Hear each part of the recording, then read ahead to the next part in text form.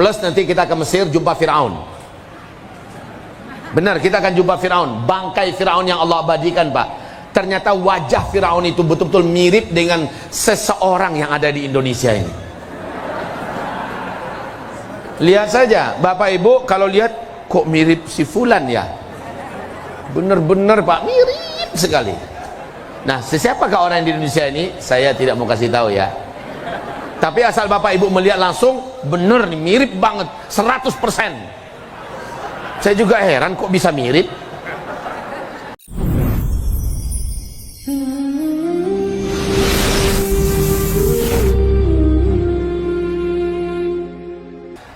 Kata Rasulullah bahwa semua kezaliman yang ada di muka bumi ini hanya Allah angkat melalui engkau. Jika engkau tidak mau kami baiat, jika engkau tidak menerima baiat kami, engkau yang tanggung semua dosa para zalimin di muka bumi ini, karena engkau menolak untuk mengangkat kezaliman itu. Maka kaum muslimin, sang calon Al-Mahdi ini faham bahwa tidak ada lagi kesempatan untuk bisa melarikan diri. Maka ketika itu dia minta izin, biarkan satu malam ini saya bermunajat kepada Allah. Para ulama dan orang-orang beriman mengepung laki-laki ini dan membiarkannya bermunajat, berdoa kepada Allah. Maka satu malam itu fa aslahahu Allahu fi lailah, Allah mengupgrade-nya dalam satu malam. Dalam satu malam Allah masukkan kepadanya kemampuan memimpin. Dalam satu malam itu Allah masukkan kepadanya kemampuan untuk perang, kemampuan untuk berpolitik, kemampuan untuk menata ekonomi dunia, kemampuan untuk segala macam yang dibutuhkan oleh pemimpin besar yang hadir untuk menyelesaikan semua kemelut dan masalah di muka bumi. Allah masukkan dalam satu malam. Fa aslahahu Allahu fi lailah. Besok paginya di waktu duha beliau pun siap untuk dibaiat. Maka dibaiatlah beliau. Pemerintah yang memimpin Mekah Madinah, yaitu pemerintah Arab Saudi, berang dan murka mendengarkan Al-Mahdi dibaiat di depan Ka'bah. Dengan cepat bala tentaranya dikerahkan untuk membunuh Al-Mahdi yang sedang dibaiat ini. Kita udah nyampe ini berita ke kita. Ustadz, apakah sampai berita Al-Mahdi itu dibaiat? Iya, sampai. Ustadz, berarti teknologi ketika itu masih ada. Entahlah. Tapi kalau munculnya setelah hantaman meteor, berarti tidak lagi teknologi. Lalu dari mana kita tahu, Ustaz? Ya gampang. Setelah Dukhan, Al-Mahdi muncul. Itu aja indikasinya, Pak. Setelah Dukhan, Al-Mahdi muncul. Jadi urutannya begitu, Pak. Nah, kaum muslimin kami muliakan, Al-Mahdi adalah Fajar Shadiq. Al-Mahdi adalah Fajar Shadiq. Al-Mahdi lah yang menghentikan semua fitnah duhaima ini. Nah, yang terakhir, ketika semua gelombang fitnah duhaima ini padam oleh Imam Mahdi. Jadi Imam Mahdi ini muncul, Bapak Ibu, semua kondisi yang ada di muka bumi ada di seburuk-buruk keadaan. Al-Mahdi lah yang menghentikan peperangan. Al-Mahdi lah yang menjadikan negara-negara tegak kembali keadilan. Al-Mahdi lah yang meratakan keamanan. Al-Mahdi lah yang menyebabkan tidak ada lagi bencana-bencana alam. Kenapa? Barokah dan ridha Allah tertumpah untuk negeri-negeri yang sudah dimasukkan oleh Imam Mahdi dan orang beriman. Masya Allah. Dan dalam hadis riwayat Imam Ahmad, Rasulullah bersabda, ketika Dajjal nanti lepas, sebelum ia muncul ke tengah-tengah manusia, pekerjaan Dajjal yang pertama adalah melepaskan dan membebaskan seluruh setan-setan terkuat, setan-setan terjahat yang dibelenggu dan dipenjara oleh Nabiullah Sulaiman alaihi salam. Dan setan-setan itu hari ini sudah gentayangan memimpin setan-setan yang ada di muka bumi dari bangsa jin. Maka setan-setan ini tak akan terkalahkan, Pak. Tak akan terkalahkan. Wahai hamba-hamba Allah, siapa yang bisa mengatasi itu semua? Nanti Isa alaihi salam. Kalau sudah berurusan dengan setan, bukan Imam Mahdi lawannya. Dajjal takkan mampu dilawan oleh Imam Mahdi, karena Imam Mahdi hanya bisa menyelesaikan setan-setan manusia. Tapi kalau sudah berkaitan dengan setan jin, maka yang mampu menaklukkannya hanyalah Nabi Isa alaihi salam. Paham Bapak Ibu? Paham? Jadi Bapak Allah yang kami muliakan, oke. Sejauh ini yang saya uraikan berkaitan dengan fitnah duhaima, ini maksud dengan fitnah akhir zaman itu adalah fitnah duhaima. Target fitnah duhaima apa tadi? Target fitnah duhaima apa tadi? Itu di bawah. Murtad. Apa lagi? Menjadi munafik. Apa lagi? Menjadi fasik, zalim. Ini targetnya. Nah, kaum muslimin yang kami muliakan, kemasannya adalah demokrasi, kesyirikan, HAM, terorisme, radikalisme, aliran sesat, Islam, maksiat, mungkarat semacamnya, dan ini memanen. Panennya adalah bumi ini tak sanggup lagi memikul dosa-dosa yang dibuat. Akhirnya terjadilah kemarau, gempa-gempa, gunung-gunung meletus, tsunami, ya, kelaparan, pembunuhan, kehancuran ekonomi dunia, perang dunia III, dan meteor menghantam bumi. Meteor ini menghentikan semua teknologi. Wahai hamba Allah, jagalah dirimu dan keluargamu dari fitnah akhir zaman. Fitnah itulah fitnah Duhaimah. Kalau begitu cara menjaganya bagaimana? Tak ada jalan lain. Saran saya, jadilah mukmin haqqan di akhir zaman ini. Fanatiklah kepada Al-Quran, fanatiklah mengamalkan sunnah. Jangan lepaskan jangan lepaskan diri dari satu ikatan pun dari ikatan-ikatan Islam. Jadilah muslim yang kafah. Ya ayyuhalladzina amanu udkhulu fis silmi kafah wala tattabi'u khutuwatis syaitan. Jangan ada satu langkah pun dari hidup kita ini yang mengikuti budaya trennya barat. Dalam bidang apa saja, fanatiklah kepada Islam. Ustaz mengajarkan Islam radikalnya. Iya. Mau apa? Saya mengajak menjadi muslim yang kafah kok. Ya itu yang Islam radikal. Iya, lalu mau apa? Ustaz nanti ditangkap. Saya ngajak orang menjadi muslim radikal, saya ditangkap. Semoga tidak. Gitu aja. Kalau iya gimana Ustaz? Ya sudah, tangkap aja. Ustaz nggak takut? Alah, hidupnya cuma sebentar. Hidupnya juga sebentar. Yang penting saya ngajak orang, ayo kaum muslimin, jadilah mukmin haqqan di akhir zaman, jadilah muslim yang kafah mengamalkan Islam. Fanatiklah pada Al-Quran dan Sunnah. Anak-anak yang kita punya jangan sekolahkan kecuali di sekolah Al-Quran, di sekolah pesantren-pesantren yang mengutamakan akidah, adab, ibadah, ya, yang memang betul-betul menjaga lingkungan dan sebagainya. Masukkan anak kita ke sana. Bener ini Ustaz ini ngajarkan radikalisme. Maka bahasa saya begini aja, kalau gara-gara memeluk Islam ini secara kafah lalu kita dikatakan radikal, gara-gara ingin menjadi mukmin haqqan di mata Allah agar tidak murtad, agar tidak munafik, agar tidak menjadi orang fasik atau orang zalim, lalu kita dikatakan radikal. Oke, ikhlas saya 100%, silahkan katakan saya radikal. Oi dunia, saksikan saya radikal. Gara-gara apa? Gara-gara saya mengajak orang menjadi muslim kafah. Gara-gara saya mengimbau orang menjadi mukmin haqqan, lalu dikatakan radikal. Orang opo-opo. Ya betul gitu Pak. Ya, nah apa-apa, silahkan. Bapak juga harus begitu. Karena kata Rasulullah SAW, aku rindu dengan saudara-saudaraku. Nah ini yang saya mau. Saya mau, Bapak mudah-mudahan juga mau ya, ibu-ibu juga mau jadi saudara-saudara yang dirindukan Rasulullah SAW. Aku rindu dengan saudara-saudaraku. Apa kata para sahabat? Bukankah kami saudaramu ya Rasulullah? Oh bukan, kalian adalah sahabat-sahabatku, saudara-saudaraku nanti di akhir zaman. Mereka tidak pernah melihat aku, tapi mereka beriman kepadaku. Mereka pegang erat-erat pusakaku, yaitu Al-Quran dan Sunnah. Ya, mereka istiqomah, mereka sabar di atasnya. Itulah saudara-saudaraku, kata Rasulullah. Ya Zulkifli, ya Zulkifli, ikhlaskan dirimu. Wahai umat akhir zaman, ikhlaskan diri anda semua. Jadilah diri anda sebagai saudara-saudara yang dirindukan oleh Rasulullah. Mau? Allahu Akbar. Solusinya apa? Fanatiklah kepada Al-Quran dan Sunnah di akhir zaman ini. Tak ada yang bisa melindungi kita pada fase keempat kecuali kembali kepada Islam secara kafah, total. Dalam masalah makanan, dalam masalah bisnis, dalam masalah belanja, dalam masalah pergaulan, dalam masalah pendidikan, dalam masalah kesehatan, kembali kepada Islam. Kembali kepada Islam kaum muslimin. Kita terjaga insyaallah dari makar fitnah Duhaimah, daripada makar fitnah Masih Dajjal, kaki tangan Dajjal, insyaallah taala. Demikian saran saya Pak. Jadi saya rasa kita sudah sampai di penghujung pengajian ini. Begitulah cara melindungi diri dan keluarga kita dari fitnah akhir zaman, yaitu kembalikan diri kita kepada Islam yang kafah, dan kita menjadi saudara Rasulullah, ghuraba yang dirindukan. Tuba lil ghuraba, berbahagialah, beruntunglah orang-orang yang dianggap aneh dan asing di akhir zaman. Baik, Saya cukupkan sampai di sini. Katanya tadi ada ruang tanya jawab. Betul. Silakan kalau ada tanya jawab. Mungkin saya bukakan ruangan tanya jawab 20 menit dari sekarang. 20 menit dari sekarang. Setelah itu kita lakukan penggalangan dana yang kedua, dan setelah itu kita berdoa kepada Allah Subhanahu wa taala.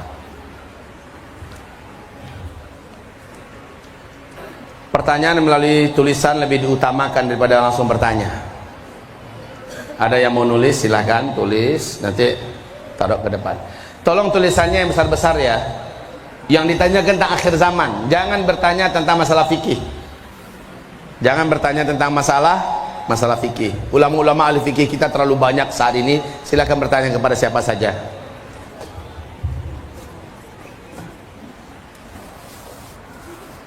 Sudah, Pak? Ya. Duduk sebelah saya, Pak. Mic-nya cuma satu.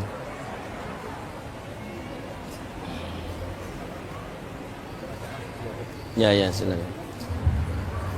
Baik, ini pertanyaan, tapi ini paling sekali. Oke.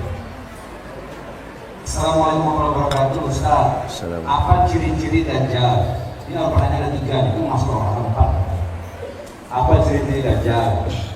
Yang kedua, apa bentuk Dajjal itu berupa makhluk manusia atau bentuk peraturan manusia? Apa yang harus ditetuskan orang beriman dalam menghadapi fitnah-fitnah Juhaimah? Yang keempat, apakah yang diucapkan oleh seseorang yang mengatakan atau membanding-bandingkan Nabi Muhammad dengan salah satu tokoh pahlawan? Oh, ini lagi hot ini.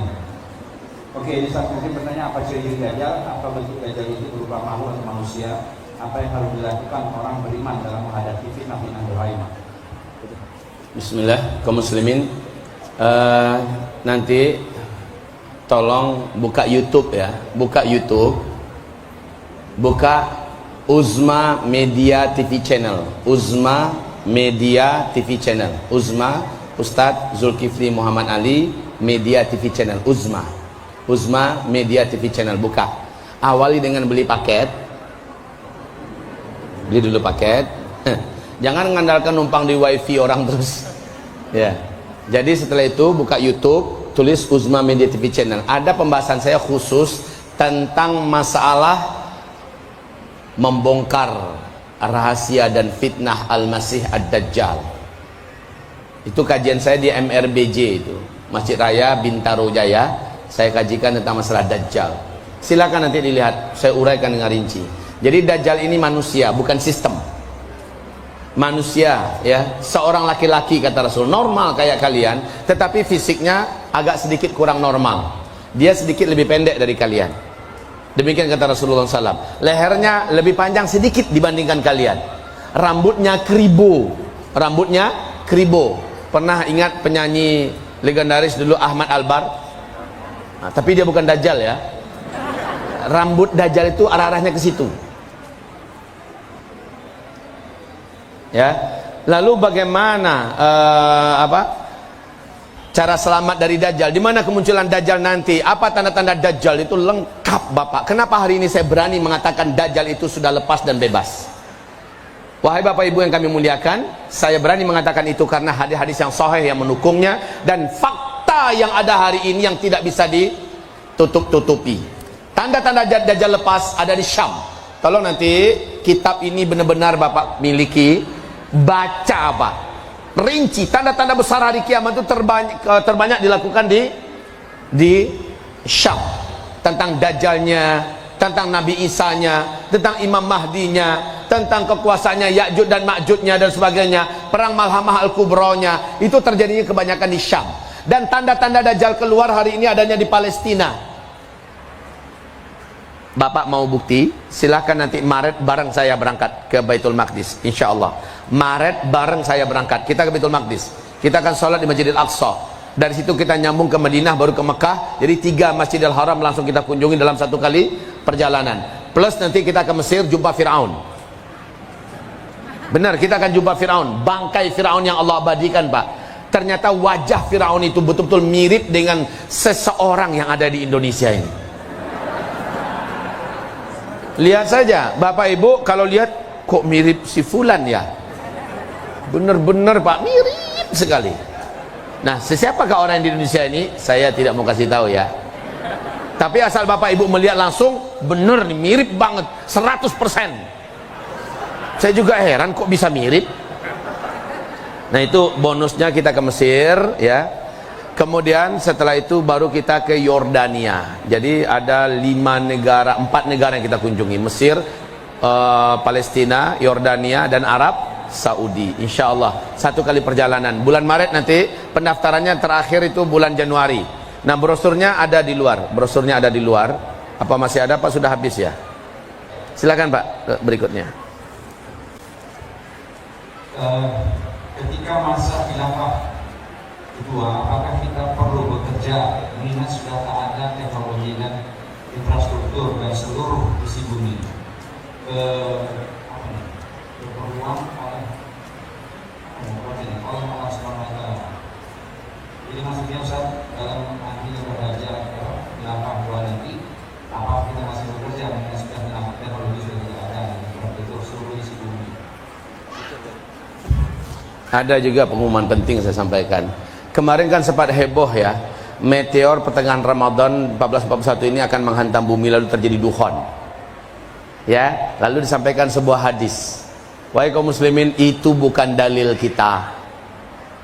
Bahwa hadis yang dipakai oleh Syekh Ibnul Jauzi dikatakan hadisnya maudhu', palsu. Ada sekelompok ulama hadis mengatakan hadisnya dhaif jiddan, lemah sekali. Maka dalil itu tak bisa kita jadikan sebagai rujukan kita untuk hantaman meteor di pertengahan Ramadan. Ya, memang benar 1441 Ramadan hari tanggal 15-nya bertepatan dengan hari Jumat. Dalam hadis dhaif jiddan itu pas pertengahan Ramadan, hari Jumat, ya, di subuh hari kalian yang sedang baru selesai melaksanakan salat ibadah subuh, lalu tiba-tiba terdengar dentuman besar di langit. Larilah kalian ke dalam rumah, tutup pintu, tutup jendela, ya, masuk ke dalam kamar, tutup kamar, lalu berselimutlah dan sujudlah ke arah kiblat, bacalah subhanal qudus subhanal qudus. Itu hadisnya dhaif jiddan, lemah sekali. Hadis dhaif jiddan tidak bisa dijadikan sebagai pegangan dalam urusan akidah. Maka yang cukup kita imani adalah tanda-tanda. Kalau ini penting kita imani, tanda-tanda. Maka pengumuman saya, kapan kita harus lari? Kapan kita harus sembunyi? Kapan? Kalau nggak salah pembahasan kita ba'da zuhur nanti ada kajian ya? Di mana? Ba'da asar. Oke. Nanti tanda-tandanya itu yang paling penting untuk Bapak Ibu dapatkan, yang saya katakan tadi. Meninggal nggak besok-besok nih Raja Salman? Entah dari sekarang sampai Ramadan, meninggal nggak Raja Salman? Kalau ia meninggal, yang kedua, 3 orang pangeran yang memiliki militer, memiliki tentara, memiliki senjata, memiliki harta ini kelahi tidak, yang menyebabkan Arab Saudi tidak aman. Kelahi tidak. Kalau iya, yang ketiga, gempa-gempa tidak Arab Saudi pada tahun itu. Kalau iya, berarti insya Allah pada tahun itulah Imam Mahdi keluar. Dan Imam Mahdi hanya keluar ketika puncak-puncak bencana dan petaka pembantaian perang terjadi di seluruh dunia. Maka saat itu seharusnya Bapak Ibu sudah tidak lagi tinggal di kota. Sudah tidak lagi tinggal di kota. Di mana tinggal? Di kawasan-kawasan yang jauh dari perkotaan. Kawasan-kawasan yang tinggi dari laut, jauh dari gunung-gunung berapi, dari daerah-daerah perbukitan yang punya sumber-sumber mata air dengan tanah yang subur. Saya harapkan sudah pindah ke sana. Ustadz, berarti dari sekarang kita melakukan persiapan. Wajib dari sekarang, karena ini kemungkinan sangat dekat waktunya. Tapi di waktu yang sama, semua aktivitas kita di kota jangan ditinggalkan sebelum tanda nyata, yaitu beredarnya bintang berekor 3 hari berturut-turut di langit dunia. Tidak ada di antara kita manusia di bumi ini tidak menyaksikan itu. Maka seluruh kita tetap normal dulu tinggal di kota. Jalani hari-hari kita, kerjaan kita, anak-anak kita sekolah seperti biasa. Tetapi kalau sudah nampak bintang berekor beredar di langit 3 hari berturut-turut sampai 7 hari, tak ada lagi alasan, lari cepat ke daerah perbukitan yang orang-orang kita sudah punya rumah-rumah dan pemukiman di sana. Yang boleh tinggal di situ hanyalah orang beriman yang soleh-soleh, orang beriman yang taat-taat. Ya, begitu caranya. Jadi sebelum itu udah lari duluan sekarang, nggak boleh, nggak boleh.